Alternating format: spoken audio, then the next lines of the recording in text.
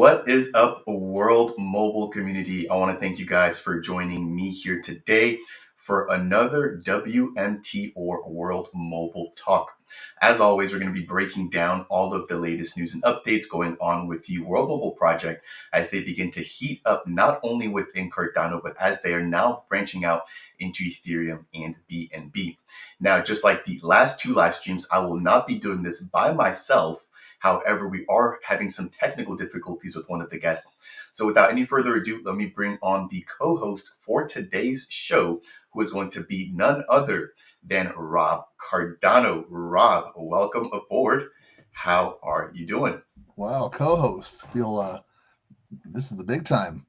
I'm glad to be here as a co-host for the day. That gives me the opportunity to host a little bit, talk about my co-host for the day, Fareed, who happens to be the recognized community influencer for Cardano at the Cardano Summit, the award-winning YouTuber, influencer, educator, Fareed. How are you doing, my friend? I am doing great. I want to say thank you. It's been quite the last couple of days, if not weeks, from Rare Evo, followed by NFTLV, and then most recently the Cardano Summit, which, as you mentioned, I was recognized at. It was all really eye-opening. My first ever summit attending, meeting a lot of people that I've, just been chatting with on Twitter, etc. But to finally be able to shake those hands, see Charles, see Tim, and just see all of the latest developments going on in Cardano has really been a blessing. And so I'm excited to be here, to have you here, and just to chat about everything that's going on in Cardano. I know the past couple of days, if not weeks, have been really great in terms of price action with just the entire network and just the entire crypto space. And so I'm just super excited, very thankful to be here, and again, just to have the community support. So I want to say thank you for the recognition, Rob, but I also wanted to say thank you to everybody else as well. I wouldn't be here without the entire community and just the support that's gotten here from Cardano. Give me 1 second here. I am seeing that I may not be using the right microphone. So let me see if I can quickly change this. It is a little bit echoey. I noticed that earlier. Okay, cool. That should now be Oh, fixed. there it Let me is. know how that sounds. That's much better. All right. So, Moslars, thank you there for the tip about the mic input. I definitely do appreciate that. That said, I know that Rob, we're usually doing this in collaboration with Cal from Clover Notes, or AKA Clover Notes. He's actually facing some technical difficulties himself. So right now he is not with us. Hopefully he can join us as a part of today's stream. Once he jumps into the StreamYard studio, I'll go ahead and bring him up on stage. Now, Rob, do you mind maybe just giving the viewers here a brief introduction about yourself, and then we're going to jump straight into talking about World Mobile. absolutely. I am a big fan of World Mobile. I learned about it by way of the Smart Village video that World Mobile posted a few years back, and so I started out in the crypto space, if you want to call it that, with Cardano. I was a noisemaker, and then I turned into a stake pool operator. And so I operate a stake pool on Cardano. And when I learned about World Mobile, I saw the Smart Village video, and I told my wife I want to be involved in this. I don't know how, but I want to be involved. And she watched the video and felt the same way, and basically gave me the permission to run with it. And so just learned more and more about World Mobile. I was able to reserve Earth nodes, and I will be an Earth node operator once we start with the incentivized test net on the main net, and we're actually working for the chain. So node operator and World Mobile fan. I've been to some of the Cardano conventions, and we've done World Mobile meetups while we were there. I'm a co-founder of the Earth Node Alliance, which is a World Mobile community led organization just to encourage people within the World Mobile community to learn more, to do more, to be a bigger part of it. Yeah, wonderful introduction. For anybody who has not checked out the World Mobile ENO Twitter Spaces, or is just not a member of the Earnode Alliance. If you hold an Earnode, definitely make sure to get in touch with Rob. I do leave the link to his Twitter down below. Feel free to send him a DM and potentially join the ENO Alliance, right? Him and Clover, I believe, every other week are also doing Twitter or X spaces. And on the off weeks where they're not doing those spaces, we're chatting here live with you guys here on YouTube as well. Now, I want to just quickly jump out and just say hey to everybody who's tuning in. We've got Moss Lars again. Thank you for pointing out the issue there with my mic earlier. We've got Lord in the house, huge supporter of not just Robo, but also Meld and a few other projects. Welcome aboard. We've got Beam Node. We've got Jeff. How you doing, Jeff? Hopefully you and your wife are doing well. We've got Stay Winning Podcast. I'll be collaborating with him in a couple of days. We've got Wave Node, who I believe was actually attending a Cardano Summit event in his local area. So thank you for taking the time out of your busy day to also tune into these particular live streams. We've got Dre, we've got Brody Alden, and then we've got Shaquille as well. So quite the community here. Again, I want to thank you all for your time. Now let's jump straight into the agenda for today's live stream. So first things first, we're going to take a look and a review of the World Mobile WMT scan, taking a look at just some of the data. There are some new all-time highs that I want to really just kind of touch on there. We've also now got over 500 Airnodes deployed in Zanzibar, and we're now nearing a total of 1,000 Airnodes currently deployed. Now, following that, I want to touch on the latest buyback, which that'll be a brief conversation, followed by some of the price action in sales with respect to the EN NFTs or the Earnode NFTs. Now, the main portion of the content or the main meat of today's video will be focusing on the Oppan beta. For those of you who are not aware, the World Mobile team has officially launched their beta website for Oppan or Operation Airnode, which is going to allow or facilitate the sales of Airnodes to the general public. Now, following that, I want to touch on the World Mobile partnership with SEW, as well as Singularity, and then the most recent with a platform called X Project. Now, there's one underlying theme with all of these recent partnerships, and I believe that is going to be focusing around AI. So I want to take a minute to also shout out Hydrex, who has recently also put together something really cool with AI. And then there's also, I believe, the MAV100 team making waves with some sort of Airnode deployed in the mountains. So I want to take a minute to also just kind of shout out all the other ENOs that are really contributing to everything that we've got going on here. So without any further ado, let's quickly take a look at WMT scan, and then we're going to jump into some of the main items for today's live stream. At any point, Rob, if you want to chime in, feel free to do so. And I'm just going to go ahead and kick things off. So as it stands right now, the price of each WMT token is currently sitting at 15 cents. If we scroll down here, again, we have data now coming in from Pakistan as well as Zanzibar. Now, one thing to notice is that we now have over 500 Airnodes within Zanzibar, with over 415 in the Pakistan region. One thing that stood out to me, and I would love to get your feedback on this, Rob, is going to be just how quickly they've been able to deploy Airnodes within Pakistan compared to Zanzibar. I look back and I think about last year alone, we, I think, had in the entire span of that year, 225 or so Airnodes deployed in Zanzibar, and we now have over 415 already within Pakistan. Now, when Pakistan first came online about a month ago, I believe they had 336. And so we're now over 70 to 75 or so Airnodes deployed in that particular area. So a lot of rapid movement, a lot of growth, but there's also a lot more people there to serve and utilize the World Mobile Network. So that actually takes me down to the section below, where we now have over 5.41 terabytes of data being consumed in the last 24 hours. If I'm not mistaken, this is an all-time high. Again, Rob, feel free to correct me if I'm wrong here. Followed by over 4,100 users utilizing or at least connecting to the World Mobile Network. 41,000. Yes, 41,000. When Pakistan first rolled out, I believe it was at about 39,000. And so to see it just continuously go up and to the right, I think has been really something to marvel at, you know. And then last but not least, the network has been up for over 555 days alone. So showing some strength, showing some resiliency. Rob, any thoughts or takeaways from here? I think this is huge. This is very exciting. You know, we talked a couple weeks ago, and there was a nice amount that rolled out in Pakistan. I think it was 336. We were sitting in the 800s, and now we're at 922 total Airnodes. And honestly, I don't believe that is all the Airnodes that are currently online. I believe that's the ones that are connected, they're registering, they're able to with certainty track that data. I think there's some other ones that are probably still either not being displayed yet, or they're still testing some options. But what's very cool about Pakistan is, and we've said this before, they don't have anybody on World Mobile's team there. They're using different types of Airnodes than what World Mobile would prefer to deploy. This is technology that's currently available, that was readily available for their partner in Pakistan to basically take off the shelf and put up. And it's the the antennas that are on these things are not as powerful and robust as what World Mobile has developed.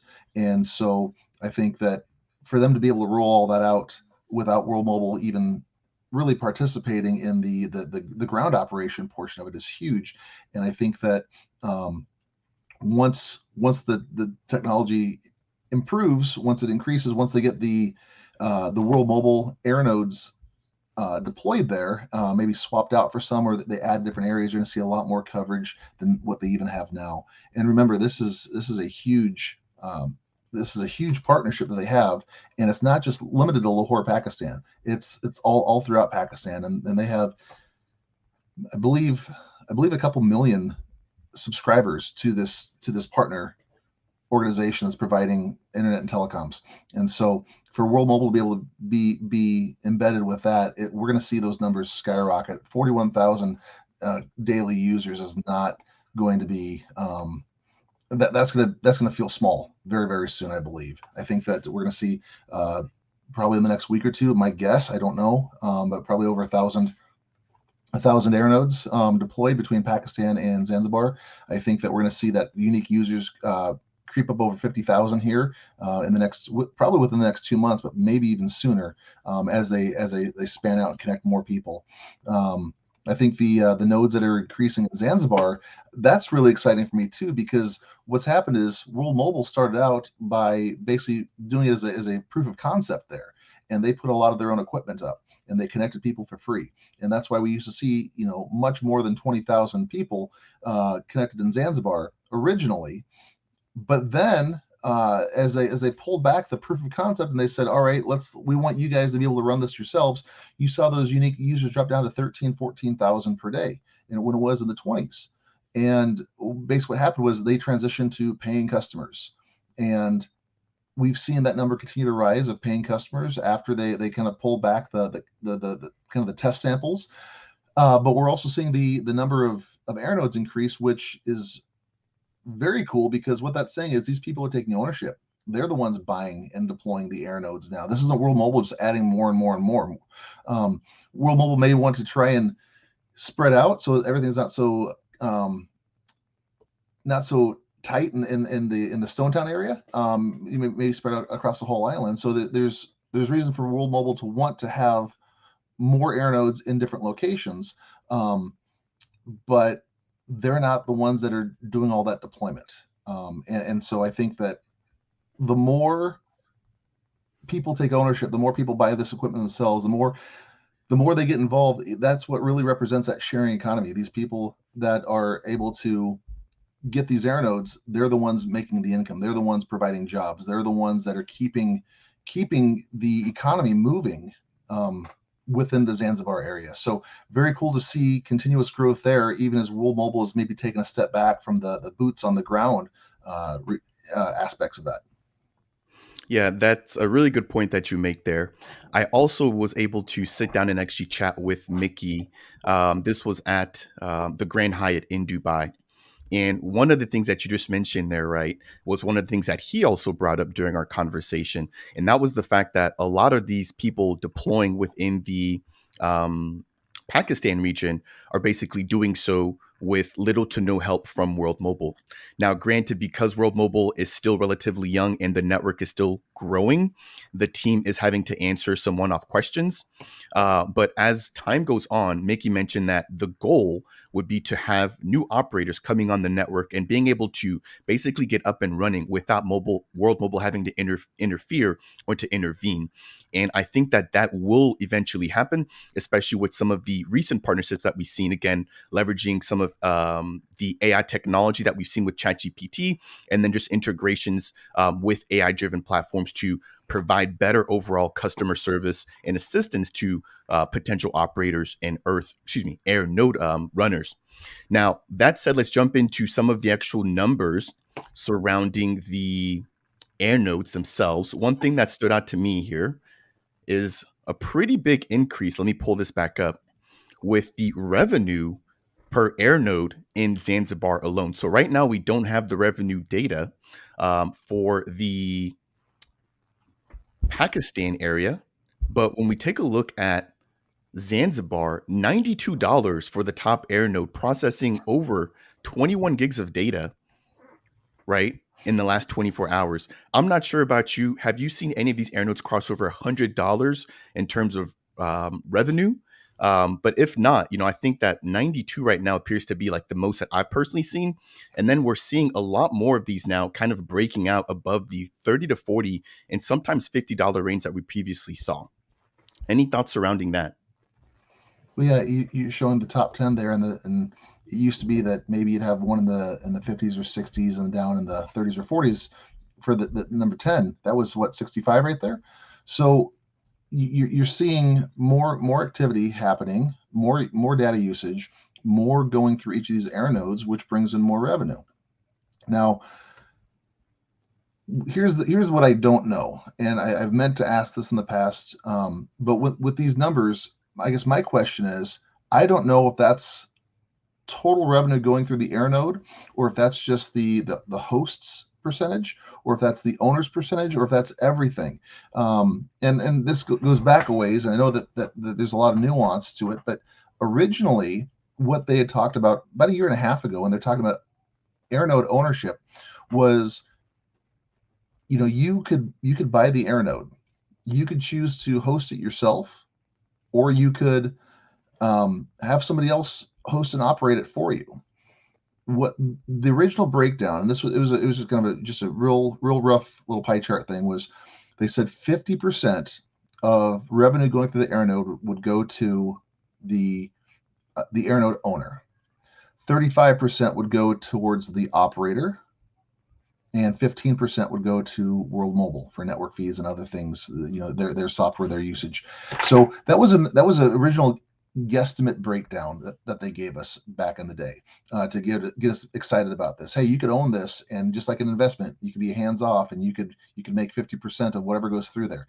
So what I don't know about these numbers is that $92, is that $65, is that what the person who's hosting and operating it, is that what they are receiving? Is that what the owner is receiving? Or is that a combination of all of that? I don't know. It'd be interesting, because I think that having those numbers would again better help us to understand, what kind of incentivization, motivation are people going to have for operating these things, especially in places that maybe the internet usage is a lot cheaper. I don't believe that the what they're going to charge for internet usage and cellular connectivity usage in Zanzibar is going to be the same as what they're going to charge in Reno in the United States. So, is that what breakdown is that? What percentage is that?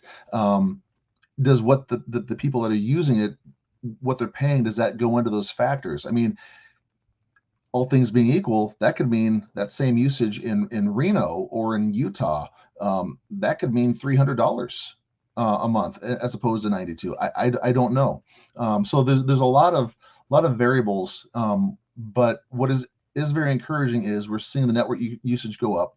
We're seeing the amount of revenue going to those Airnodes that they're displaying. That amount is routinely increasing. So there's a lot of positives, even though there might be some questions or some clarity that's needed there. Yeah, that's a really good point that you raised there. I think that could potentially be a good question to pose to Mickey the next time I have a run-in with him or sit down with him, is just to distinguish, what does that value actually represent? I'll be honest, my personal thought was that that was what was going directly back over to the host.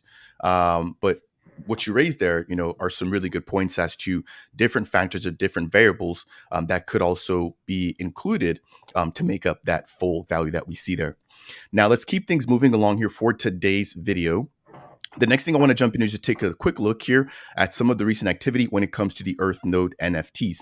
Now, again, this is going to be a collection of 1,000 Earthnodes. If you own one of these, you're able to operate and actually run one of the Earthnodes, basically one of the backbones to the infrastructure for the World Mobile Network. As it stands right now, there's only 8 of these listed on the market, with the cheapest one being listed for 95,000 ADA. Now, with the recent price spike that we've seen with the value of Cardano or ADA, that has now actually risen the floor price in terms of USD quite a bit. Cardano was trading at about 24 cents about 2 to 3 weeks ago, and Cardano is now up over 60% in just the last month alone. So quite the increase for anybody who potentially was eyeing one of these EN NFTs and just did not pick them up, which is unfortunate because I think it's only going to get harder and harder over time as the network comes online and there's more incentive for people to actually take these off of the secondary market. Now, nonetheless, we have still seen some activity. So if I jump over into this next tab here, it looks like we've at least had a couple of sales over the last week or so. So 3 days ago, a sale for 94,000 ADA. 4 days ago, a sale for 95,000 ADA, and then 10 days ago, or the last time we did a live stream, a sale for about 92,000 ADA.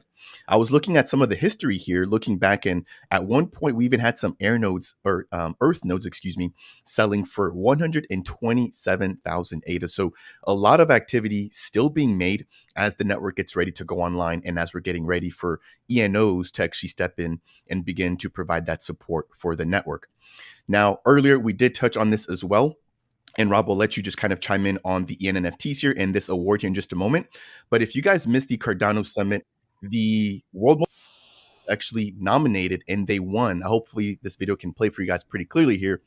But they were awarded the Blockchain for Good award. So quite the award there. I think they had a lot of stiff competition, but we heard from Alan Omnit and Ryan, who I actually met in Dubai. They're both located there, which I didn't realize that World Mobile had a pretty big presence in that area.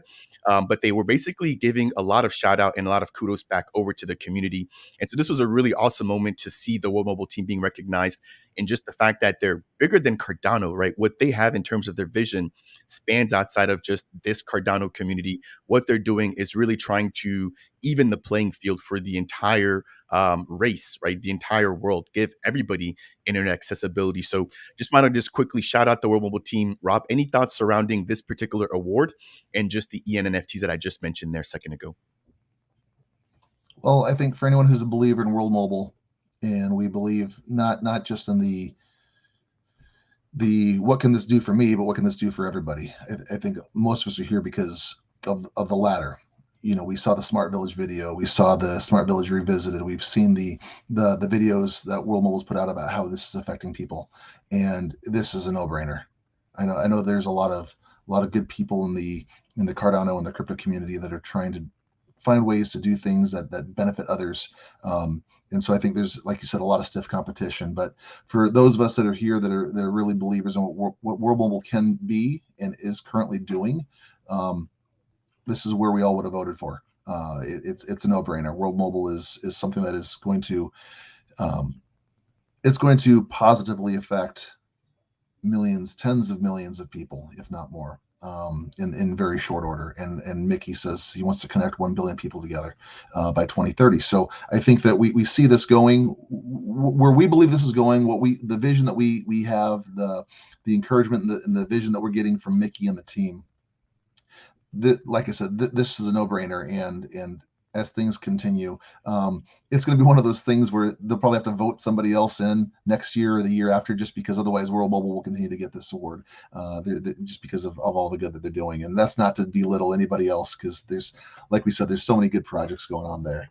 As far as the NFT sales go, since we last did this 2 weeks ago, 5 have sold, and I like to try and figure out where these are going to, and it looks like 3 of the 5 that have sold have gone to people that have have Earth nodes already. They've gone to some different wallets. Sometimes people are trying to be sneaky about things and they move them so they're not all sitting in the same wallets. But it looks like 3 of the 5 have gone to people who have previously purchased and hold. One of them looks like it went to a new person, as far as I can tell from 5 minutes of snooping. But it looks like the other one, the one that went for 95 just 4 days ago, that's already back on the market for 105, and that's a wallet that wallet continually does this. They buy low, they have the funds, they buy low, they sell high, or they sell for at least for a profit. And we've seen that wallet do this several times. So again, I'm not criticizing. People want to make money, they want to be profitable with things, but it looks like we have a new Earthnode operator from one of these sales. It looks like we have 2 new wallets that have purchased 3 of those. So at least two holders, 2 operators that have upgraded with a total of 3 nodes between the 2 of them, and then 1 person who is just trying to flip for profit. And they've done it routinely. They've probably made a couple 100,000 WMT over the last several months doing this. Yeah. If you scroll that down, you'll see a lot of these have gone for 70, 75, 80,000 that have in turn been sold for 95, 120 by the same person. So they're doing something to make money. And again, I'm not going to criticize or condemn or offer any additional comment on that. Yeah, no, I mean, I think that's a fair point. We're in an open market. Everything is decentralized. If somebody sees an opportunity, it's full advantage to them for being able to take advantage of it before anybody else can, because I can definitely promise you that if they don't, the next person will, right? And so just to kind of close this out here, and then we're going to jump into all of the recent partnerships. One thing to note, just to kind of add to your point there, 53% of the ENNFTs are going to be stored in unique wallets. So that tells me that a lot of people have at least more than one, right? Which is really interesting to kind of take a note of, because again, there's only going to be 1,000 for a really long time. And I'm not sure that the team has actually given us a date, but as it stands right now, there's no plans to like add on or to sell additional ENNFTs. So for anybody who currently holds one, I would definitely say hold those very closely. Obviously not financial advice, but I think that the potential revenue and the potential opportunity with these NFTs is going to be really, really huge. Now, let's take a couple of comments here from the community, and then we're going to move right along into some of the progress coming in from the MAV 100 team. And then also want to shout out Hydrex here for some of the work that he's been doing to simplify things for anybody looking to get information about World Mobile. So we've got a comment coming in here from CM When UK. So CM, I believe that the eSIMs are currently available right now within the UK. In terms of when the team will be rolling out Airnodes and just the deployment of their network there, I think that's a completely different question. Now, I will say, and I'll just kind of plug in my recent interview here with Mickey, stay tuned because he does touch on the fact that World Mobile is aiming to go global, right? So as we discussed earlier, right now, Zanzibar, Pakistan have been their core focus, and then moreover now within the United States. But within, I think, the next couple of months, if not years, we should begin to see them rolling out in additional places. And again, I'll let Mickey speak for himself once that interview drops. That is currently under review. Once the team gives me the green light, I'll be releasing that here on my channel. So stay tuned for that, CM. I hope that gives you a little bit of clarity surrounding your question. We'll say though, with that, Mhm. A lot of the team, a lot of the World Mobile founders are from the UK. Many of them live there still, and I think that it would be something they'd be motivated to do as well. Again, some of its regulative clarity, that they would need to have some permissions to do some of the things they really want to do. But we know that UK is on their mind. That's where they're from. That's where they live. And so I think as that opportunity rolls out, I think that specifically UK is somewhere where you'll see World Mobile in some iteration sometime soon. Yeah, that's a really great point that you make there as well. Moving into the next comment, this is coming in from Eric. Eric, thank you for tuning in. I appreciate you, one of the biggest supporters here on my channel. He states, next time you guys are live, can you try to drag Chris, Cam, or Colin from MAV 100 here? Their project is a kind of spin, or their project is kind of a spin and has some different things involved. like to see them in this. Yeah. So Eric, I've mentioned this before. We are more than happy to bring on other ENOs or operators here on this live stream. I think that the Mav 100 team would be a great place to start, as well as Hydrex. So if either one of them are actually watching the stream right now, feel free to either reach out to Rob or myself here on Twitter, and I'd be more than happy to just kind of sync up and then get them on the channel to talk about their progress. And that said, we will be talking a little bit about what they're already doing, not only within Africa, but seems like also within the United States in just a moment. So we're going to give them their due credit here in just a moment. We've got another comment coming in from Dominic Shepard. The fact that flippers are in the space says there's a demand. That's pretty bullish in my book. I completely agree. One of the biggest things that we've seen over the course of the last couple of months has just been the NFT volume overall, not just within Cardano, but just within blockchain in general, kind of fading. But this has been one of the collections within Cardano, and then even outside of Cardano, that has continued to gain a lot of market volume over the course of the last couple of months. I saw an interesting tweet. I actually forget right now who had posted it, but it was a comparison of the different floor prices between different NFT collections, with Rollable coming in at number 2 behind the Bored Ape Yacht Club. For anybody who's not aware, that's one of the biggest NFT collections. I believe it's an Ethereum-based collection, but to have seen and just noticed that World Mobile has their NFT kind of compared or on charts very similar to that was really stunning for myself to kind of notice, right? Again, this has been an NFT collection that is more than just a PFP. There's actual utility, and the team continues to deliver on all fronts, really kind of showing that, once this thing is up and running, I personally think that this is going to be valuable, and that right now, again, is a really solid opportunity to get in if you have the amount of ADA to be able to pick one of these NFTs. Now, let's move in here to a couple more questions, and then we're going to jump in. Sent you a little link there that our friend Hydrex from Costa Rica actually posted, and basically it says 2 Earthnode NFTs currently have the same value as one Bored Ape on the secondary market currently. So the question you posed was, what would you rather have, one Bored Ape or 2 Earthnodes? I think I know what my answer is. I'm not a fan of the of the PFP things the way that some folks are. I would absolutely take two Earthnodes over a Bored Ape any day.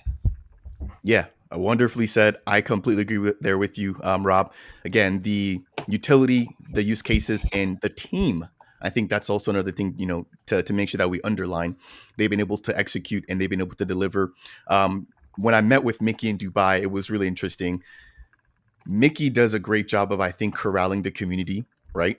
But the amount of work and time and effort that he puts into also reaching out to people outside of Cardano is quite noticeable as well. So when I met with him, I was actually his 28th interview at Dubai.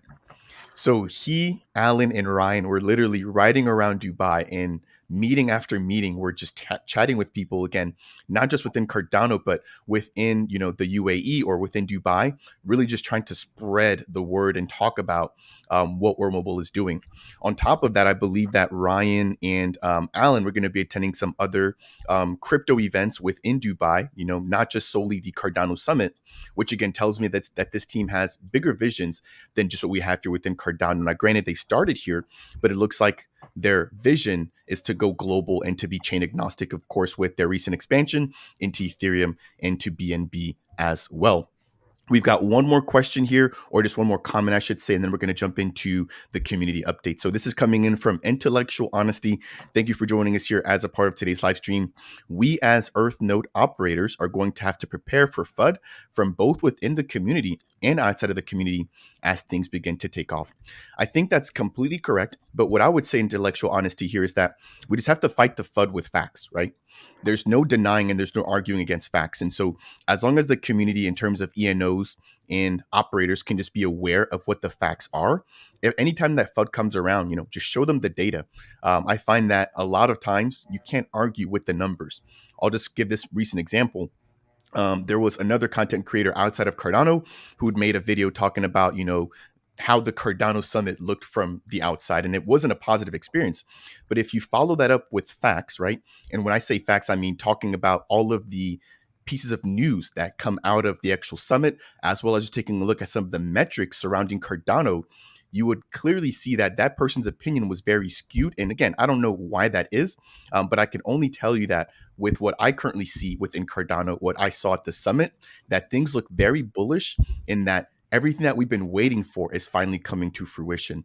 And so we've got Mahen coming online, we've got Axo coming online, we've got NMaker jumping into RWAs, as well as touching on partnerships with Emergo and just so many other things. So to kind of bring that back to your point there, intellectual, anytime that there is FUD, we just have to have the facts, and we have to be that first line of defense as operators to be able to give people accurate information to hopefully stop any additional FUD from coming along. Now, I just saw Clover Nodes jumping into the live stream there. He did drop back off. Hopefully, he can join us back here in a couple of minutes. But any thoughts there surrounding what Intellectual Honesty has to say there, Rob? I look at things a little bit differently as far as people's expectations and the FUD. It's easy to knock somebody down off of a box. It's a lot harder to climb back up on the box and stay up there. Once you're up there, people are going to come attacking you because maybe they want to be up on that level, or maybe they just want to feel miserable and bring you back down to their level. I'm not really sure, but with World Mobile, this is something that I believe in the bigger vision, and we know that quality takes time, and so I'm not in a hurry. And what I try and do is I try and temper my optimism, because I'm very, very optimistic. I try and temper that optimism with patience, where I'm not, saying too much positive and not being grounded at all. But the reality is, I think it's important to look big picture here. We have this mentality that everything is just a quick press a couple buttons and it should be done. So why isn't it done? Microwave society, microwave mentality. This is going to take a while, and we've seen that. People are complaining that mainnet is online, and they announced that they're going to do an NFT sale, a year and a half, 2 years ago, and you reserved the Earth nodes. Why aren't we using them yet? It takes time. They're actively working, they're building, and the reality is we're not really ready for a mainnet with the Earth nodes, because right now there's 40,000 customers online. Divide that by 1,000, that's what, 40. 1,000 Earth nodes. That's what, 40 customers per Earth node. That's an operation. I mean, what is that? You could do for all the usage there, you could do a spreadsheet on Excel to track 40 people. You don't need a high powered computer for it yet. So things need to build. We need to get there. They're working on it. I'm not in a hurry. I believe that what they're doing is the right direction. I believe that they have their ear to the ground as far as what's being said. I believe that they have a vision that's 5, 10, 15 steps ahead of where they're at right now, and so they know where they're going. They're not just flying by the seat of their pants trying to fix everything with duct tape. This is it's building the right way, and I think the only FUD that's out there is, well, Helium tried it and they failed, or we believe they failed, or why isn't it done yet? Why I invested money in it? Why haven't I made my money back yet? I mean, I'm not really seeing a whole lot other than those two types of criticisms. And so I think that as we are building this, we're doing it the right way. We're structuring and layering our conversations that we're having as the community, to encourage each other to point out the good things. It's very, very easy, I think, for us to dismiss the FUD if you actually have intellectual honesty. just like his name says, if you're honest with yourself, that dispels a lot of the FUD right there. Yeah, wonderfully said. One thing I want to put up here, this is coming from Eric, and I agree with him here. The data doesn't lie. And that's what I was saying about the facts, right? You can't argue about the growth that we've seen. You can't argue about the deployment and the organization of the team, right? So that is my point. World Mobile, again, just following up here on what Eric is saying, World Mobile is a no-brainer. unless you like to be mistreated and let someone else do everything, I personally can't afford that kind of life anymore. So, Eric, I completely agree with you there. And I wanted to say thank you for intellectual honesty for kind of kicking off that side conversation surrounding the ability to be able to fight some FUD. We still have Clover Notes there in the background. Looks like he's still having some technical issues. Once he's ready, we'll go ahead and bring him up on stage. But let's jump into the community section here. And I want to, again, just give some kudos to some ENOs that we could hopefully have here on the live stream moving forward. So this is coming in here from the MAV 100 team. They do have their own personal Twitter page or X page. If you guys aren't already following them there, please make sure to go ahead and do so. Support your fellow ENOs. But what we have here is going to be a FW300i currently running on CBRS, and they're hoping to potentially get this running on licensed spectrum very, very soon.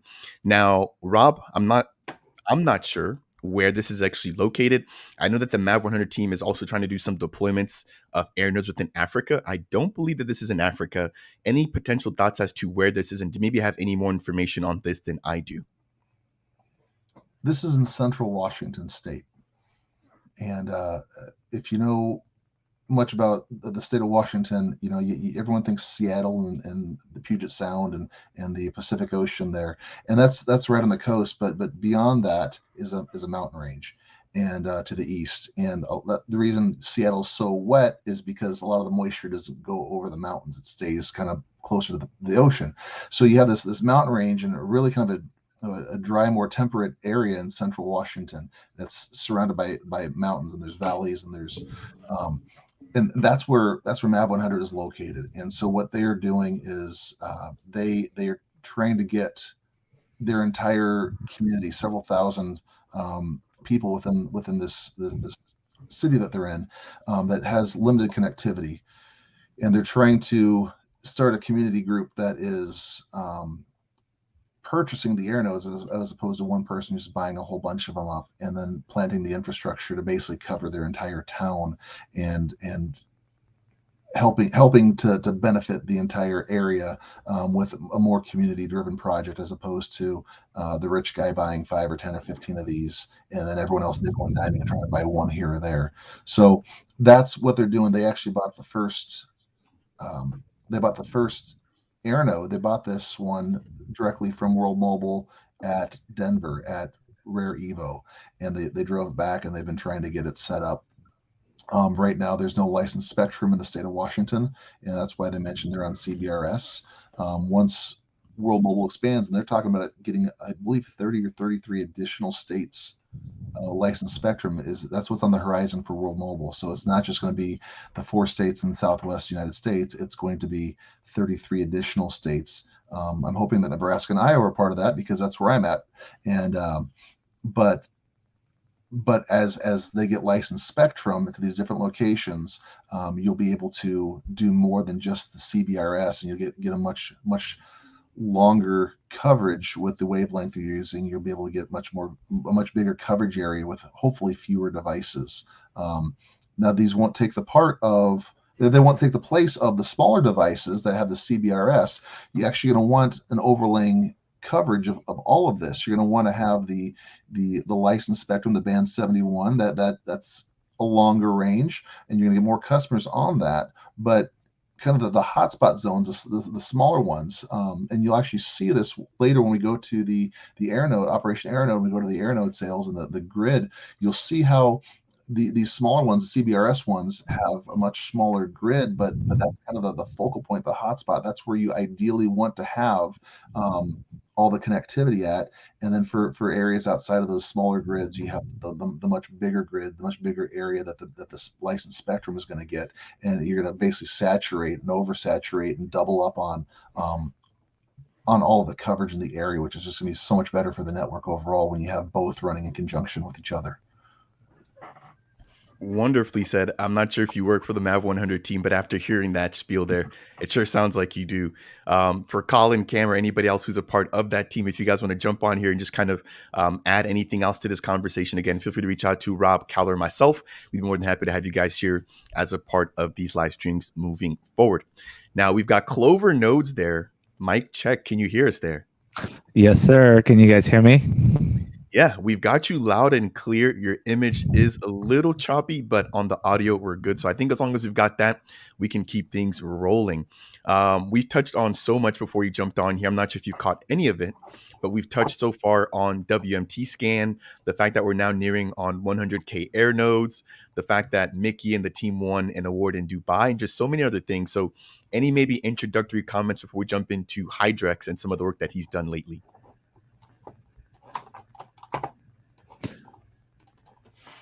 Did you guys talk about the new partnership that World Mobile had recently, actually, with X Project?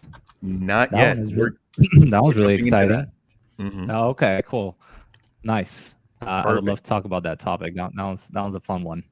Perfect. Yeah, give me just a couple of minutes and then we're going to jump right on into that. So that's Awesome. actually going to be leading us into this next piece here. So shout out to Hydrex again, another EN or another Earth node operator. If you guys are not following him on Twitter, please make sure to do so. Hydrex, if you're watching this, please reach out to any of us here on the stream. We'd love to get you on here to kind of talk about what you've been building and just contributing to the wormhole ecosystem. So Hydrex has officially uploaded every single white paper as well as every single community space transcript into ChatGPT in order to build the first ever world mobile GPT.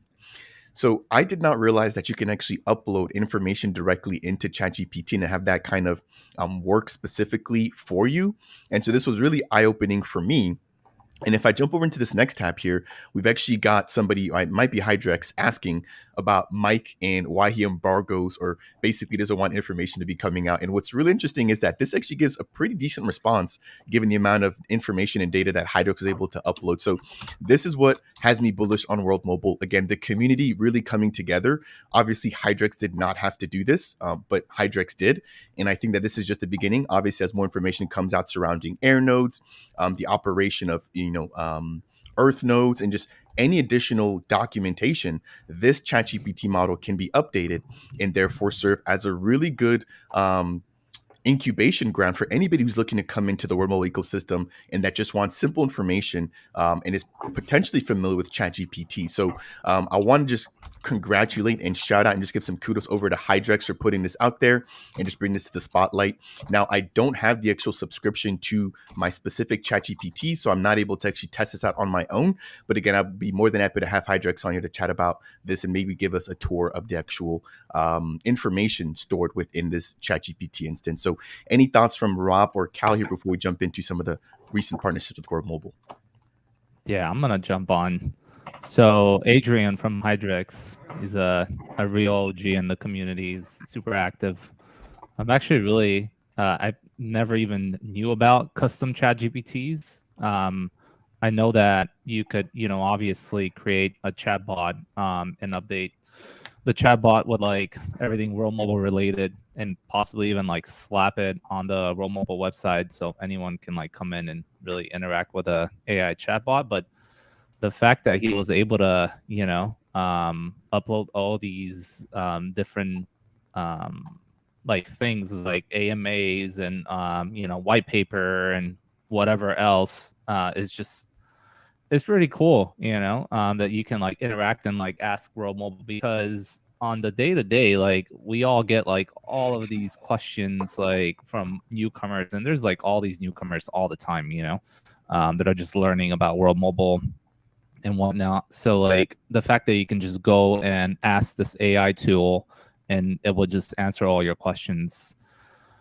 really like just shows the power of AI in general, and I'm assuming this can eventually be incorporated and I'm assuming in like World Mobile's customer service, and they can also essentially answer any future customers' requests, and if they run into problems with their air nodes and maybe even earth nodes. I mean, that'd be really cool, if we like run into a problem with running our earth node, and then essentially go in, instead of asking ChatGPT, because ChatGPT is like super broad and like it's pulling information from anywhere in the web, you can just specifically upload essentially the IA white paper and like all the documentation that's currently been released with how to run your Earth node, and then you can maybe like just get an answer from it. So Yeah, that's just my initial thoughts. I really couldn't like go in there and access it myself just because I'm not sure if you need a subscription, but I got this like screen where it says like your access to custom GPTs isn't ready yet.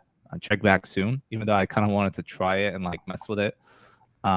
Because there's like so much information that the team releases, and there's so many AMAs. Like sometimes like I'll like go back and listen to like an AMA just so like I can catch all the info that they drop. So shout out to Adrian for putting this out. That was really cool.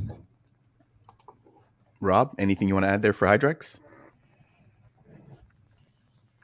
You know, I was talking to Adrian several months ago, and he I think Cal and I and Theo, we kind of encouraged him and FOMOed him a little bit to fly up from Costa Rica up to Denver for the Rare Evo conference, and so it was great to actually meet him in person. And I was again very impressed. You know, he was one of a few guys that flew internationally to come to Rare Evo just to hang out, and he bought his tickets long before he knew that World Mobile Team was going to be there, that Mickey was going to be there.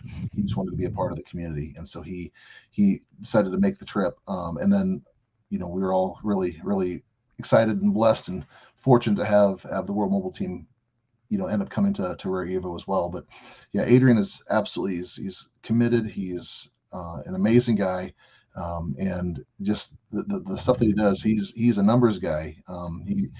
He thinks outside the box with a lot of this stuff, and I would have never thought to do anything like this.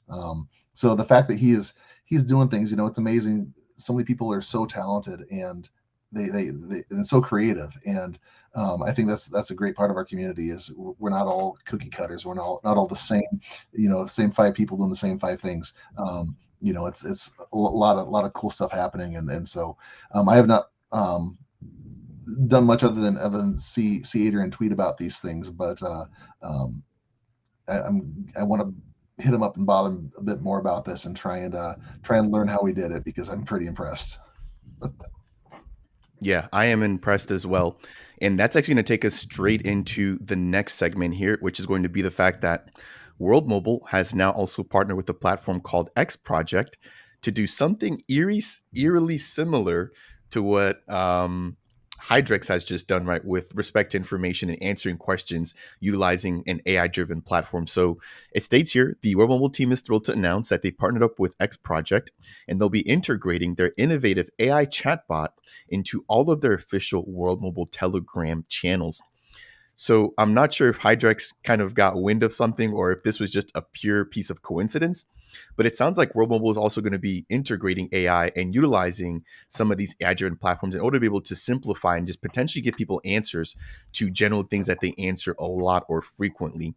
So Clover, I know that you said you wanted to add something here, so maybe I'll turn this over to you first, and then I'll turn it over to Rob to see if he's got any additional comments that he wants to add surrounding the World Mobile team just beginning to utilize AI. Now, before I close this and turn this over to Clover, I also want to highlight that a couple of months back, we also saw the World Mobile team also partner up with Singularity Net in order to also leverage some of their AI or artificial intelligence information as well. So the World Mobile team seems to be kind of eyeing that particular sector. Any thoughts surrounding maybe why? But again, I'll turn it over to Clover to maybe kind of kick us off and just talk about X Project first.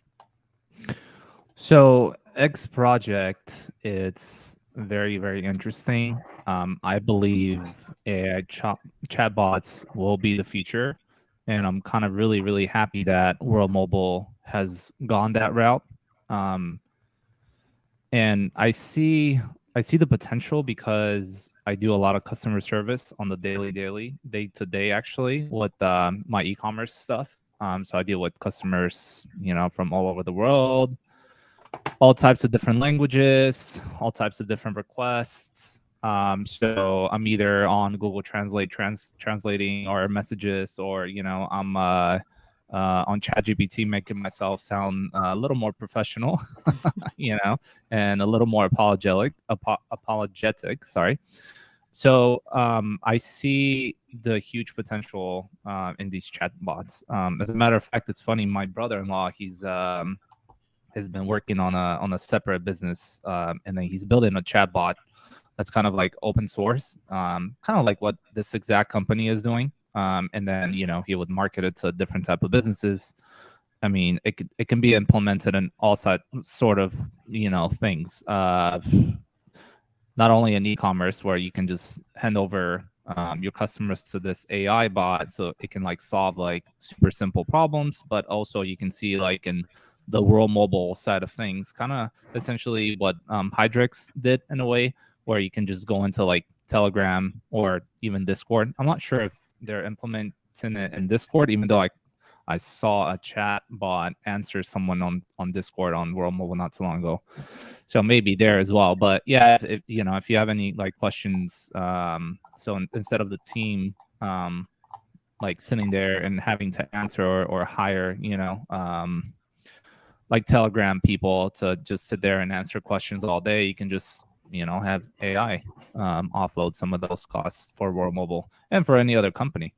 As far as like singularity, that's like it's still AI related, but it's just a little bit of a longer term, I guess, vision for World Mobile.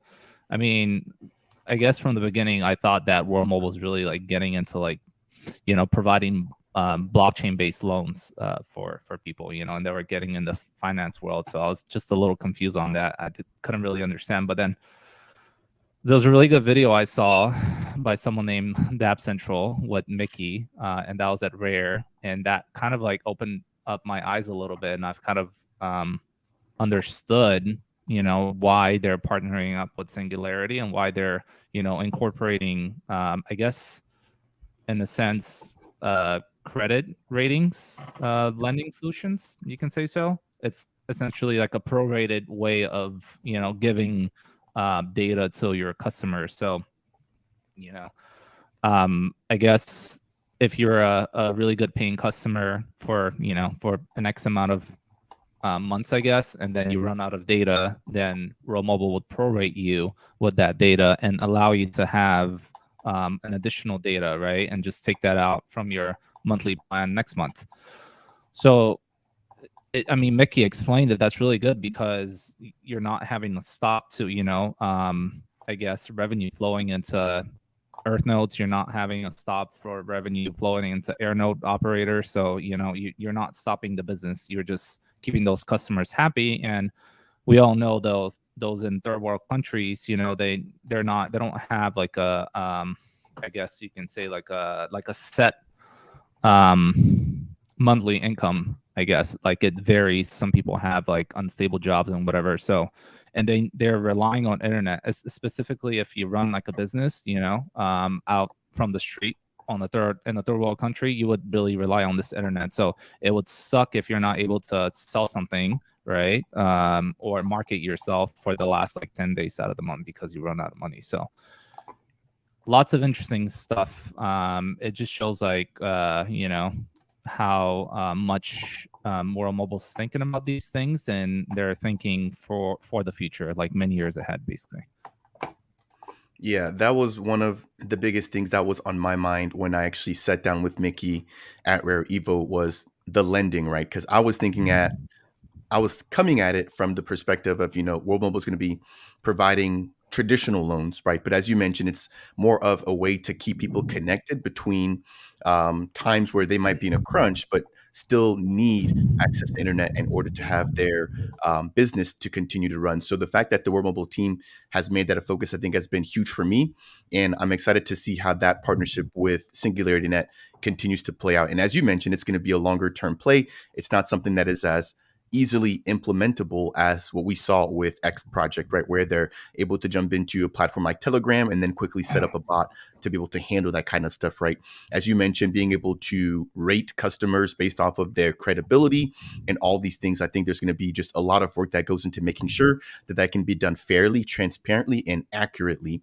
And so I'll turn it over to Rob now to maybe just kind of touch on his thoughts if he's got any before moving to the next portion of today's live stream, which will be focusing on op-band. So Rob, any closing thoughts surrounding the integration of AI and the recent partnership with X Project? I think that AI can do a lot of things. It can do a lot of things very quickly. and be able to pull from a lot of resources. Um, I'm a I have a small farm, and I do everything by hand. I don't spray chemicals. I don't spray. Um, I don't put fertilizers down other than what the animals put down themselves, and kind of old fashioned that way. I try and do things as holistically as I can. Um, but a lot of times when you're doing things manually like that, it takes a lot more time, a lot more effort. You can't do as much. You can't accomplish as much. And I think there's something to be said for doing things that way. As far as potential quality, if you have a specific aim or goal. But when you're able to build these economies of scale, you can do a lot more with a lot less, which frees up your time, your money, all sorts of things for other usage. And I think that with what World Mobile's doing here, like Cal said, you can save a lot of money. You're not hiring as many folks. You can get answers more instantaneously. People don't have to go search for the stuff so much. And by incorporating these things, kind of what Adrian did, where he took all the information that was available. You're able to get a wide range of information compiled together pretty quickly. And if you're paying for it, if you are the one that's controlling that, you can make sure that you're inputting all the proper information. I mean, we can come on one of these spaces and I could say something that's completely off the wall and completely inaccurate. And if the internet's pulling from this transcript, something that I say or something that Cal says could be completely erroneous, and it might make its way onto that. And then the AI has to figure out, well, does Rob know what he's talking about? Does Cal know what he's talking about? And our answers might show up somewhere where it's not maybe exactly accurate or specific enough. So with them having the ability to use this technology and incorporate the information they want and feed it things the way it needs to be fed. We talked earlier about the FUD, all the folks that are gonna want to trash things for their own benefits. Either pull World Mobile down just because they want to, or they want to pump their own bags. Who knows what's going to go out there? By having a service that actually takes from the source material as opposed to the FUD, I think that you're going to really be a lot more efficient. And so I think this is a very smart thing. I don't fully understand all of it, but I think that there's a lot of benefit to doing it this way. And again, they're forward thinking about this stuff, the way that they're trying to present themselves and the image they're trying to give themselves. I think they're spot on for it, and I'm excited to see how this rolls out. And honestly, if they're tired, listen to me ramble on for 45 minutes at a shot. They could type something in there and get the answer they're looking for, as opposed to trying to sift through. Too long didn't read, too long didn't listen.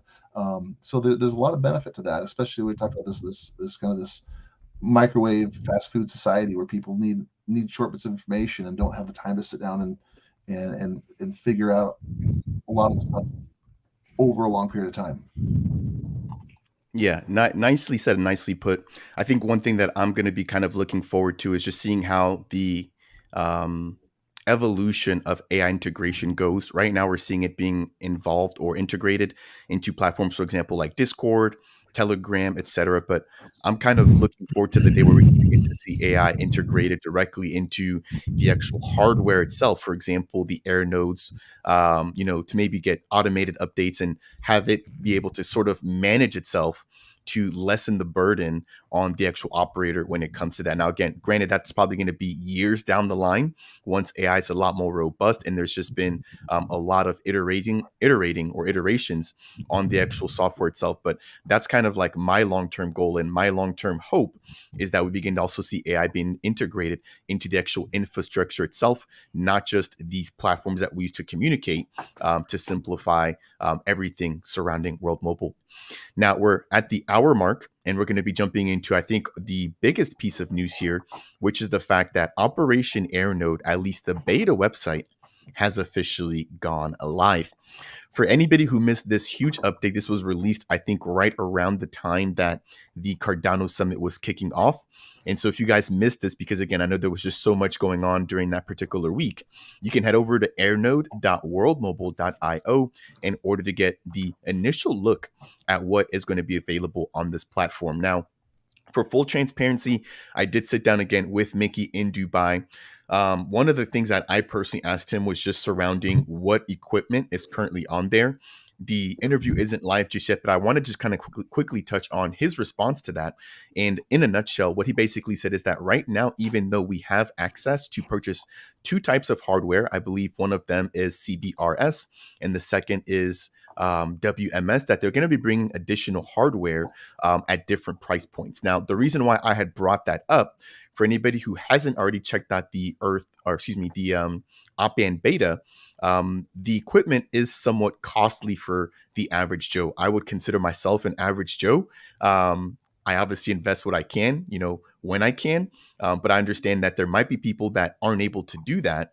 And Mickey basically reassured me that moving forward, they will be adding additional pieces of hardware that will allow for anybody to be able to contribute to the network without having to spend as much. Now, taking a look here, they do have, I believe, 4 different states incorporated. That was one of the questions that I also posed to Mickey, was just surrounding what states they've picked so far and why, but then also what additional states that we could potentially see them adding into the op-amp beta. So again, I'll kind of leave that as a teaser there. Hopefully you guys will tune in once that interview drops. But right now we've got access to Utah, California, Nevada, and New Mexico.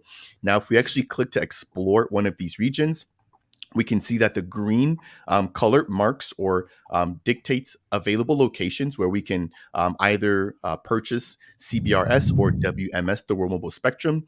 And then we've got additional markers here for different types of spectrum, and then also reserved locations. So I'm actually going to jump right on in here. Let's see here if we can find an area. So there we go.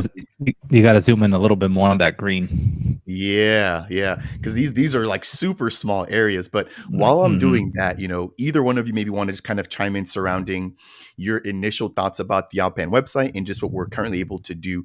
Again, I know that this team is very methodical in when and how they release stuff. But my initial thoughts were really, really positive. Again, this seems quite user-friendly, very simple to understand. I didn't really have a lot of questions, aside again from the fact that, I did notice that some of the equipment was a little bit pricey, right? So we've got, for example, here this Portal 180, which is currently up for sale for $9,500, and then this Portal 360 for $18,000. That was another question that I posed to Mickey again, was that, are these prices final? And again, to kind of give you guys his answer in a nutshell, his response was no. So these prices will not be the final prices. This is just, again, what's available for the beta. So that said, Cal or Rob, any thoughts surrounding your initial experience with the op-amp beta? And maybe, what do you guys want to see that isn't potentially here just yet? Rob, you want to jump? Sure. All right. So right off the bat, I'm just going to relate some of the, I guess, the community input that I've gotten so far from what people have been talking on Telegram and on Discord. And a lot of the Earnode operators have been wanting to see, I guess, being able to remotely own one of these Airnodes versus them trying to release it in phase 1 as you being the host and the owner of the location. So I know the team always listens, and this is why maybe things have been slightly delayed. Maybe they're trying to incorporate that and roll it out in phase 1. But I personally would also like to see the remote ownership, if possible, be released in phase 1. Currently, the way it works, essentially, and the way it will happen in phase 1, as far as we know, is you would pick one of those 2 types of Airnodes. It looks like 3 when you click on that CBRS, and then you see the Portal 180 and the Portal 360. These are just CBRS nodes, and they are the same exact node, but one is 180 degrees directional antenna, and the other one's like 360. So it's like two nodes slapped back to back. This way, like you get like a 360 coverage, and that's like band 48. It is meant for, I guess, oversaturated areas where you have lots of foot traffic, like music venues, stadiums, busy malls, and stuff like that. Everything that has like high foot traffic, because it can handle a lot of bandwidth. Even though the radius, it's not as long as the big like Titan or the World Mobile Spectrum one, which is again going to be the second node that they're offering. Exactly those. And I know pricing wise, a lot of people, I guess, saw the prices and were kind of taken back. But what people really need to understand is that World Mobile is not just rolling out, like a Wi-Fi mesh network. They're rolling out a licensed professional mobile network. So this type of equipment, like you said, Fareed, it costs money, but it is a professional equipment. So this is why the price. But like you said, there should be and there will be more type of nodes that we can essentially get into in the future.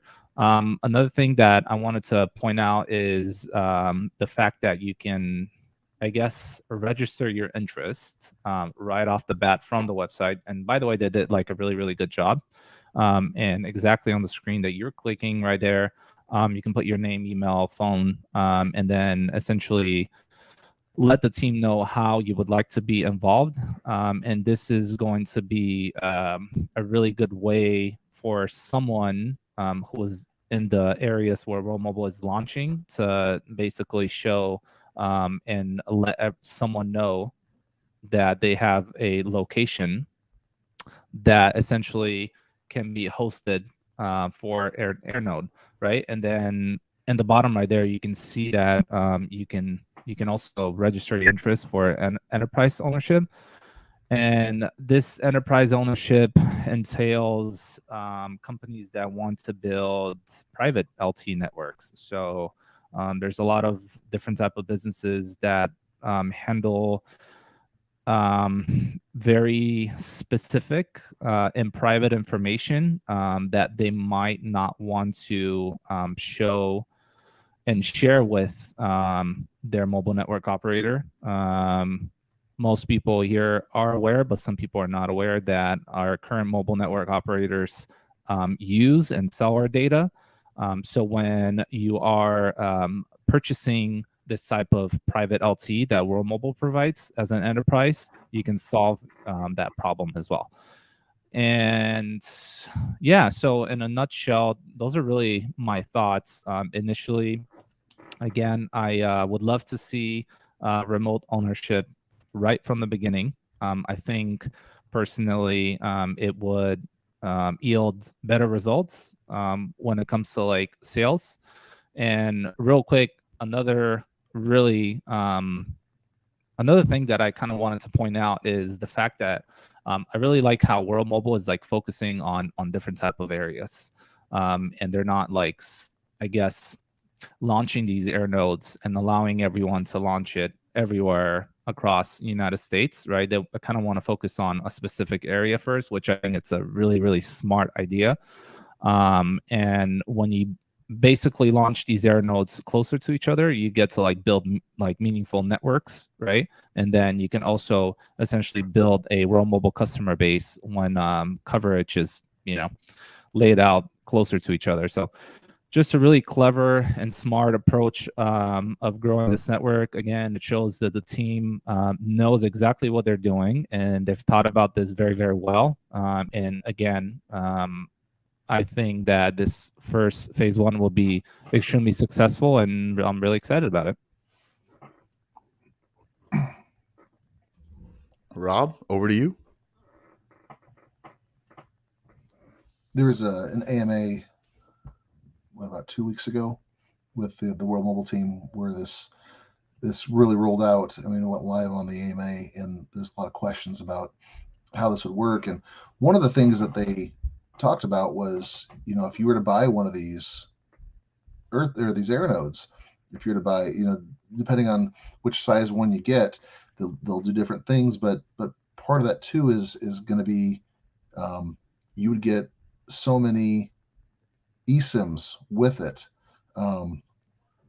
And so part of that is, well, if you're going to go spend $100,000 on setting up a network in your area, especially if you live in this area where they're rolling out first, but if you're going to spend $100,000 or $18,000 on something, and then on top of that you're paying a phone bill, that seems a little you just dumped all this money, but you're still paying this monthly thing. So I like how they're doing that, how they're giving out basically it'll be a like a membership, kind of a, you'll be a World Mobile customer, but you won't be paying because you'll be using your network that you're building.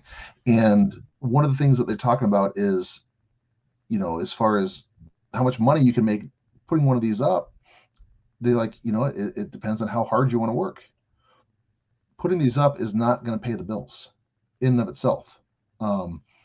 It'll take time. He said maybe 3.5 years if you're just putting one of these up and walking away and hoping that the traffic that drives through your area picks up on it. Obviously, you're gonna want paying customers. You're gonna want to have people switching their phone lines, switching their internets, their connectivity to World Mobile, as opposed to staying with Verizon, staying with AT&T. And so when you put these up, and they're giving you these eSIMs that now you're basically can switch your phone plan over to World Mobile. They're incentivizing not only you, but trying to get you to set up a network, trying to get you to get subscribers. If you're hosting this remotely, you might be able to say, hey, if I could put this on your building, since I don't live there, I will make sure that you're not paying for your phone, because I'll give you this eSIM that will work on this network, and then that way you're not paying $100 a month to AT&T or $100 a month to Verizon. So that's kind of a nice maybe incentive if you're doing things remotely. It might be a good encouragement for family members or for friends. It might be a way to get to entice others to come over to the World Mobile Network, because the more people are connecting, the more people are using the World Mobile Network, the bigger this is going to get, and the more demand there's going to be. So I like how they're not just saying, hey, put this up in your house and walk away. Put this up over there and just that's all you need to do. It's no, we're trying to build a network, not just patch some coverage here and there. Like Cal said, we could put one up on my Cal building out here, and it would cover the house. That's not gonna, is that worth $18,000 because maybe the grid doesn't get to the highway, or doesn't cover enough on one of these CBRS. It doesn't make sense just to throw one up there and just use it for personal use. I don't pay $18,000 a year, or even in 10 years for my phone usage. So as part of a network, absolutely, that's important, and I will be doing that as we grow this thing out, and as we get coverage in my area, and I have the ability to do some things. But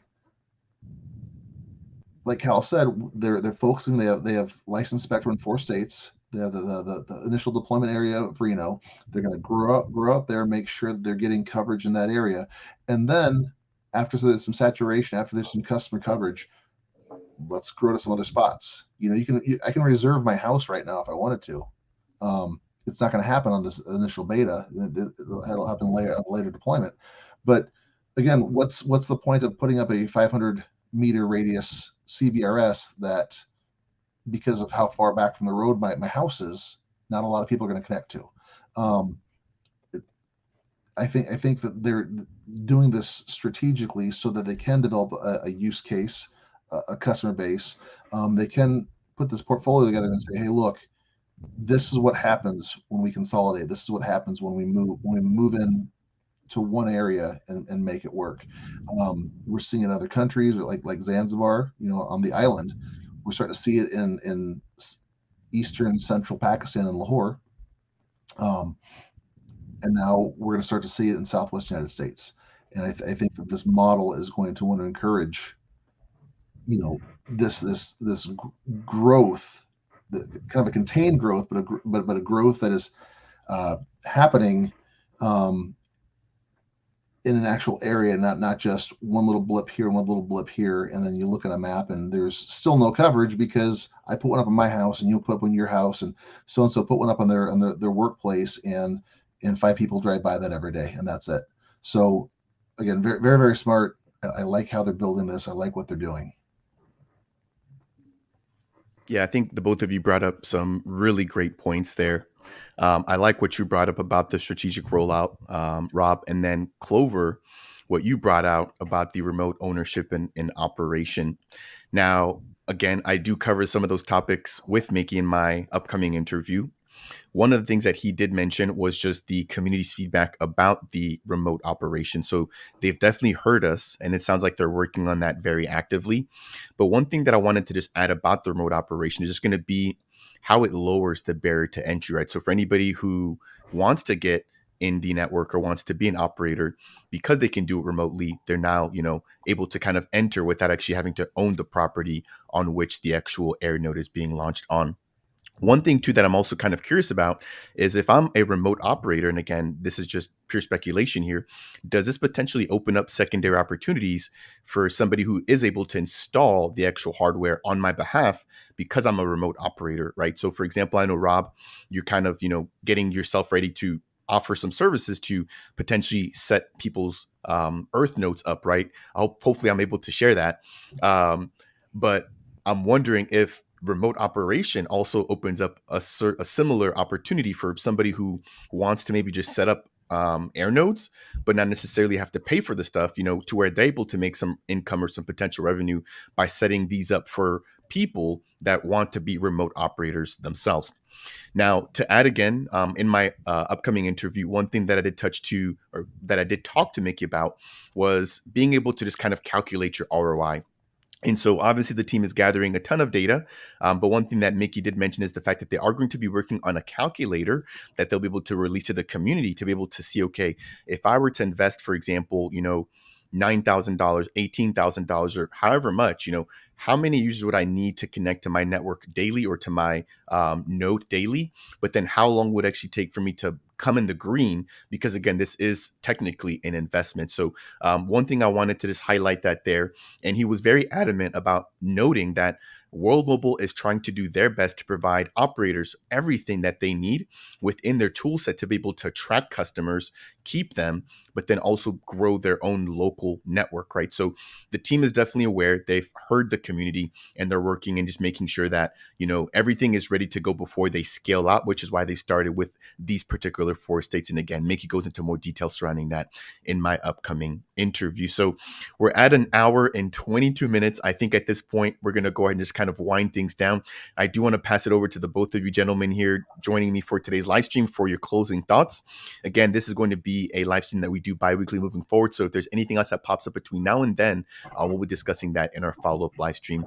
Again, a quick reminder to Hydrex, if you're watching this in the replay, if you're here live, as well as the MAV 100 team, please reach out to us. We'd love to get you guys here on this live stream. And on that note, maybe we'll turn it back over to Clover if you want to give us your closing thoughts here. Just generally speaking, surrounding Oppan, these recent events. We've got the Cardano Summit. We've got the launch of the eSIM. Just so much going on here for World Mobile. Anything that you want to send us home with? Yeah, first of all, my apologies about the whole camera situation. I am going to have it fixed. Thank you everyone that comes in every week to listen to all of us speak about World Mobile. As far as like OPAN goes, Operation Airnode, I know you mentioned Rob getting into offering EarthNode services. I'm actually going to start getting into offering Airnode services. So there will be, I don't know if you guys caught it or not on the previous AMA, but there will be a partnership program that people can apply and get involved. And essentially, like you mentioned, one when you purchase this type of Airnode, you are going to need to find customers. So I am planning on extending services, helping people with these type of things, possibly Airnode installations and stuff like that. I can touch a little bit more about like CPI licensings and stuff like that, maybe at a future date. Maybe once the MAV 100 guys come in, maybe we can all talk about stuff like that, because I know they're heavily getting involved in Airnodes as well, which is an interesting topic to me because I've been like learning a lot about CBRS and telecommunications in general. So really interested topic. So if anyone has any questions with Airnodes, please reach out. I'll be happy to help you and share some thoughts. And then also, I wanted to congratulate you, Fareed, on your award that you won in Dubai. It was really good to see you win this award. I think you are the person who deserves it because you work super hard, and it was incredible to see you smile on that stage and take that award. So congratulations, man. That was fun. And then I saw your brother right behind you as well. So that was great. Super Thank fun you. to see. You're welcome. And then also congratulations to World Mobile, for winning the Blockchain for Good award. It really, this award, and I love how the team, said that this award belongs to the community, because, we're out there, we're spreading the word for World Mobile every single day. I don't know about you guys, but every single new person I get to talk to, I always let them know about World Mobile and what they're doing and their mission and how they can get involved. And there's so many different things nowadays that you can get involved with. Earthnodes is one. You can get involved in Airnodes.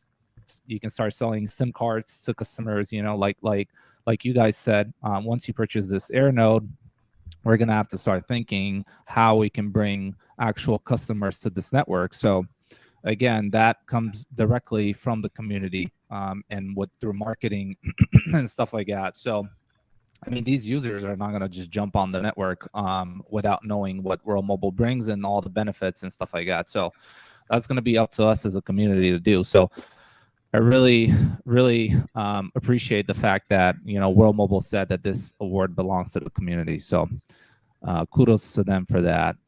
And yeah, I mean, overall, that's everything that I can think of for now. I know there's so many different things. I know I missed the first little half of the space. So yeah, I know you guys probably talked about eSIM and stuff like that, but yeah. I'll try and do better with my camera next time and not update it 5 minutes before space. So I run into issues again. Yeah, thanks for everyone that came, and enjoy your weekend, guys. Thank you there, Cal. Wonderful way to close us out there. Again, I do appreciate you. And if I've learned anything over my course of content creation, is that, yeah, things happen when you least expect them, and that's just part of the process. So you live and you learn. We definitely do appreciate you jumping on here regardless, and you making the effort to always jump on here and just provide so much knowledge. I definitely appreciate you. And even though we're not able to see you, we could definitely still appreciate the fact that you're here and just dropping so much information surrounding World Mobile. I've got a quick comment here coming in from Jeff. And then we're going to turn it over to Rob for his closing thoughts as we shut down today's live stream. So isn't it awesome? This is what Jeff states, that we're on a World Mobile live stream, and most of the conversation is not about crypto. It's about connecting the unconnected. Again, I think this is just testament to the community here. Obviously, a lot of people focus on price and focus on, other aspects of what projects bring. But I think that the World Mobile team has done a great job of being an example in just delivering on information and on their goals, as opposed to just strictly focusing on price and tokenomics and things of that nature. So, Jeff, I want to say thank you. It was a real pleasure to meet yourself and your wife in Colorado. That was quite the event. Really got to meet all of the ENOs. And since then, my relationship with the entire Mobile community has just kind of 10x. So I appreciate you tuning in here for the entire live stream. It's been an hour and a half. We couldn't thank you anymore for your time here on this afternoon. So Rob, any last closing thoughts here as we close this down? Well, you mentioned the the idea of like node as a service. You mentioned specifically with the Earth nodes that my partner and I are going to be working on, as well as many others. There's a lot of people out there that don't know how to operate the computer infrastructure to run these Earth nodes, but they want to own it. They want to participate in that, so you can own an Earth node and you can have somebody else operate it for you for whatever the negotiated fee is. The same with the Airnodes. World Mobile's working on doing something where they are able to pair potential investors and owners with people who are on the ground operating, whether that be electricians, telecoms guys, handymen, people that just have the certifications, the CBRS certifications and whatnot. So there's a lot of opportunity there. A lot of opportunity for people to get involved, but maybe not be hands-on involved. A lot of investing is that way. You own a rental property, you hire a landlord, and the landlord makes sure that the renters pay the rent. The renters pay the rent. That's your income. And now you're sitting there. You still put out the investment. You still have that there's a risk associated with it, but you're doing a passive way of earning. You can do that with Earth nodes. You can do that with Air nodes. There's going to be those opportunities. One of the things that I really want to do is I want to be able to say that I own an Air node in Kenya or in Tanzania or in Mozambique. I want to be able to say that I have made an investment somewhere, but I'm not fleecing people to get that to get that return. What I love about what World Mobile is doing is they're finding people within the communities. This is truly a sharing economy. They're finding people that are qualified or are getting them qualified to be able to do this. And that's why you're seeing people in Zanzibar. They don't have a lot of boots on the ground in Zanzibar. But what's happening is people are buying Air nodes. People are operating Air nodes. People are making money by maintaining this network. And it's driving an economy. And for some people, depending on where you're at in the world, you might make more money operating an Air node for somebody else, just maintaining it, than you are with a regular job. There may be more income there. If nothing else, it would supplement if you have the ability to do that. And that's what's very exciting for me is this is not World Mobile putting up these towers and taking all this money for themselves. They're putting it back on the community. They're making the community's responsibility to take care of these things, to maintain it, to fit the standards that World Mobile has set forth. But when you do that, you are actually able to reap those benefits. Whereas right now, the only benefit I used to get when I was on Verizon for years and years was every month I would get like a $3 Amazon gift card coupon if I went to the Verizon Up app, and I made sure that I did it every month. Pay $130 a month and get $3 back. Okay. Verizon's taking all the risk; they're taking all the profit. I get this minimal incentive to stick with them.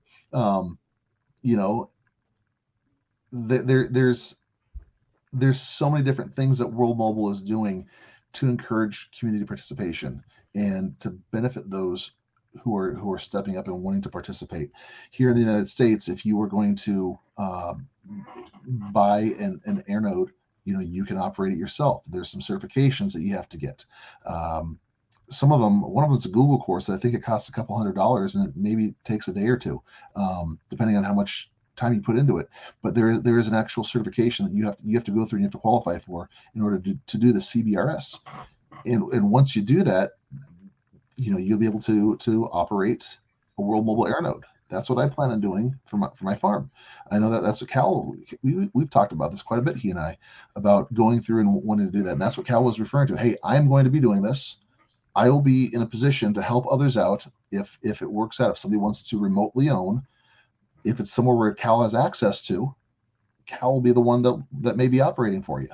And World Mobile works out that rate or that fee potentially, or it could be a side project, handshake agreement between people. If people want to go that route, I don't know yet. We still need to see what that looks like. But with World Mobile putting out ways for people to participate, ways for people to operate, ways for people to own, they're giving all sorts of opportunities that we might not otherwise have. You might have some money but not the location or not the time or the ability.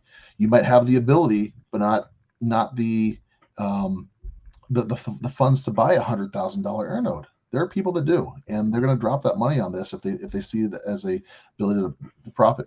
Think about the mom and pop shop, the local electrician here in the United States, the local handyman who maybe rent's going up. The economy is getting a lot tougher because of inflation, because of other things, and now all of a sudden he has the ability to go out, or she has the ability to go out and operate a couple of these things for some supplemental income. It's truly taking care of people where they're at, meeting people where they're at, and giving them opportunities that otherwise would not be there, while benefiting the community and not the 5 or 10 guys sitting in the boardroom. So I'm very, very excited for how this is rolling out. I'm again, it's something that I want to be a participant in. I'm in the middle of the United States. I'm nowhere near the licensed spectrum zones right now. But as we talked about earlier, that's okay. I'm patient. I see the vision. I'm excited for when that opportunity rolls around. There's no reason to get antsy or to push for things. It's going to happen.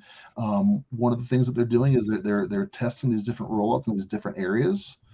And when things happen in Utah, when things happen in Nevada, California, New Mexico, as they roll these out, they learn from what they're doing. They find better, more efficient ways to do things.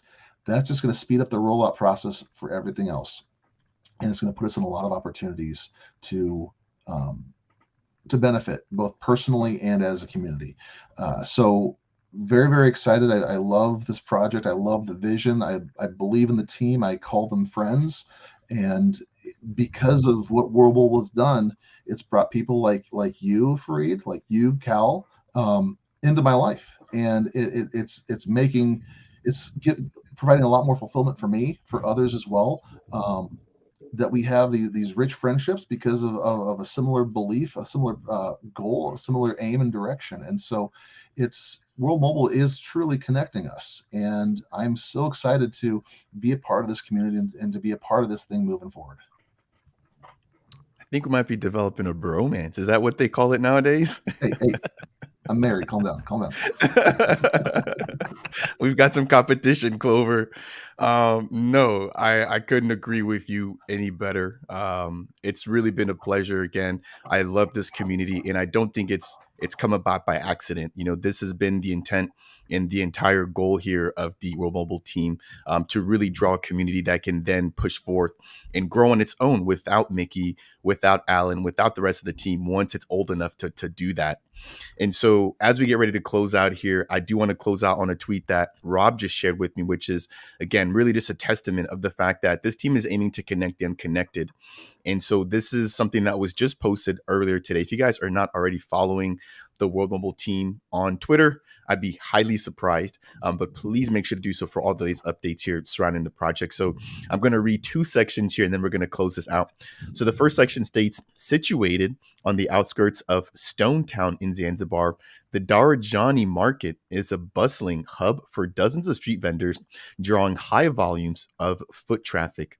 They then kind of talk a little bit more about the actual area and some of the vendors in that location. But the piece that I wanted to really highlight here and close this out, this kind of highlights what Jeff mentioned, right? Like we're talking about a crypto project, but we're not necessarily talking about crypto. We're actually talking about connecting the unconnected.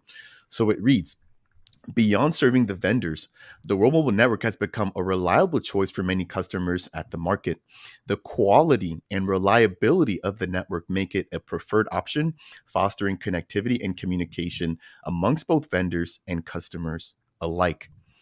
So not just hearing these stories, but also seeing the data, right? Seeing the amount of Airnodes now nearing 1,000, seeing the team rolling out their eSIM product, seeing the team roll out Opband. Like this team is literally firing on all cylinders.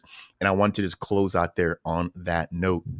Ladies and gentlemen, we've got Rob Cardano and Clover Nodes here joining me for this awesome live stream. As always, I thank the both of them.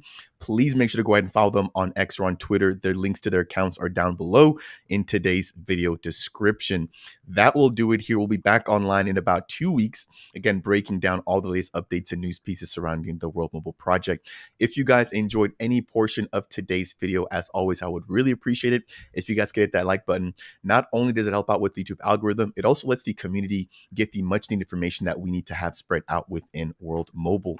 Last but not least, if you guys are brand new to Dapp Central, you guys want more content like this surrounding World Mobile and all the other top builders in Cardano, consider subscribing. And last but not least, if you have any questions or comments for myself, Rob, or Clover, then please make sure to go ahead and leave those down below in the comment section. On that note, you guys, we will catch you all on the next one. Take care and have a wonderful day. Bye-bye.